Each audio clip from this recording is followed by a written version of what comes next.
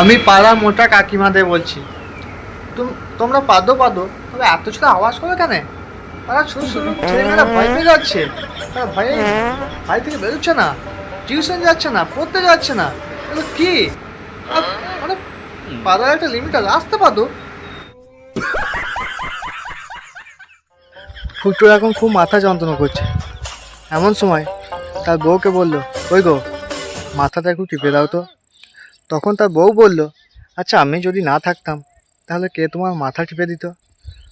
তখন ফুটো বলল, আরে তুমি আছো বলি তো আমার মাথা যন্ত্রণা করছে।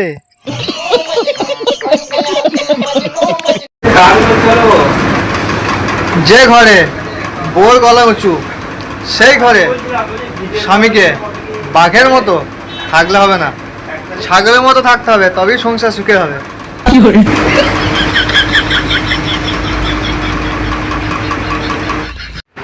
তো বন্ধুরা, একজন স্বামী যখন ইনকাম করে সে ভাবে তার বউ ছেলে মেয়েকে কীভাবে সুখী রাখবে, কিন্তু একজন বউ যখন ইনকাম করে সে ভাবে এ এ পাঁটা মরে না কেন।